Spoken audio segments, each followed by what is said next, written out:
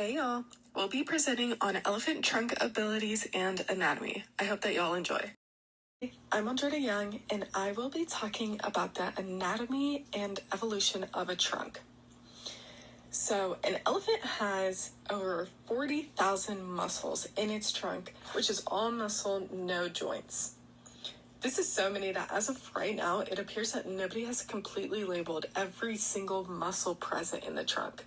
That would be such a difficult task to undertake, but luckily, the four main external muscles have been identified, and they are known to aid in the elephant moving its trunk up, down, and side to side.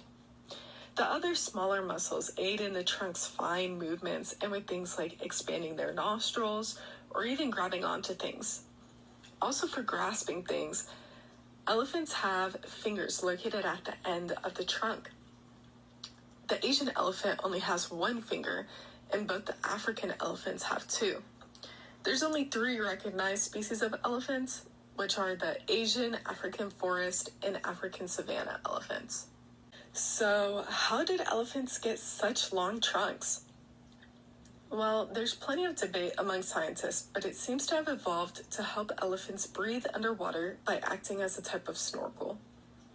Elephants are migratory animals, and it's thought that this adaptation might have occurred over repeated migrations where the animals needed to cross rivers or even swim in the sea. Elephants are fantastic swimmers, and this trait is also shared by manatees, who happen to be a close relative to elephants through a common ancestor. There's more evidence to support the idea that trunks evolved as a snorkel, like elephants having lungs that are resistant to water pressure, so elephants can snorkel without having to worry about hurting themselves. Their lungs also provide them with buoyancy in case they get tired of paddling in the ocean and just want to float. Having longer trunks means that they can swim in deeper water or rapid water without having to worry about water getting inside their trunks. Hi, I'm Ireland, and I will be talking about the special abilities of the elephant's trunk and also the suction of the trunk. So first, we'll talk about the strength of the trunk itself, which can lift objects around 700 pounds. They use this strength for lifting objects such as trees, rocks, and other things, and also use it for taking care of their children. In the picture on the left, you can see this mother protecting its children from the 1,000-pound buffalo, showing that they can definitely exceed this range of strength. The average length of the trunk is about 6 to 7 feet long, and the weight is around 330 to 440 pounds itself. And all these measurements can vary between male and female elephants. You can see the elephant on the right cooling itself down with a mixture of water and mud with the help of its trunk. The water cools the elephant down immediately, while the mud will actually dry up to provide an extra layer of protection from the sun. And their trunk is used in all sorts of ways to communicate with their herd, just like how we use our mouth to communicate in all sorts of ways. So now we will discuss the suction mechanisms, and the elephant trunk is used as a device for carrying water to their mouth, and do not use it as a straw. So whenever they suck up water, it is held in their nostrils, and then it is delivered to the mouth with the force of the muscles in the trunk. And while they do this, they are able to hold about 2 gallons at a time, and while it may not seem like much, they are actually able to achieve their daily water needs, which is about 53 gallons in only 5 minutes. Scientists have measured that their airflow rate is about 335 miles per hour, and to put that into perspective, that is the speed of 30 human sneezes combined. And their water flow rate is just as impressive at 1 gallon per second, which can be compared to 24 shower heads at once.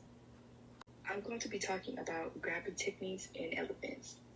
So for starters, elephants use their trunks to grab onto food and other small items. They do this by using the joints that they have in their trunks to create a sort of downward pushing movement, and curls its trunk to grip and lift up the food necessary. This grabbing technique is used to hold on to items as well. For instance, an elephant in Thailand named Suda paints pictures of other elephants, paints pictures of trees, and can also spell her own name. Suda has two other siblings that were also trained to paint, and they all use this grabby technique to pick up the paintbrushes and hold on to them. Next, I'm going to talk about life without a trunk.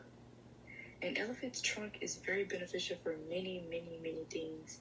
As for eating, drinking, cleaning, social interactions, and fighting off potential predators. In 2018, it was reported that a baby elephant was spotted with most of its trunk missing. And this is one of the most life-threatening things that can happen to an elephant, especially a baby elephant.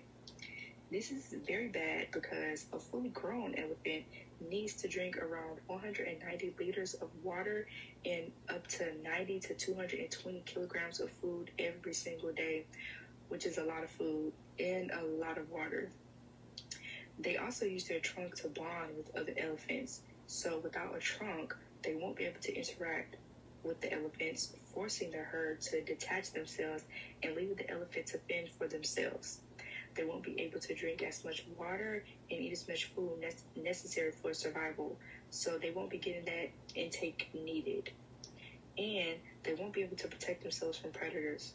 Elephants tend to travel in big herds, so it's less likely that predators will bother them or attack them if they're all together. And with no herd and with no trunk, it's no way that they can protect themselves. So life without a trunk is very fatal, and there's no chance of survival. Thank you guys so much for listening. I really hope you enjoyed it. And here's our sources for the presentation. Have a good one.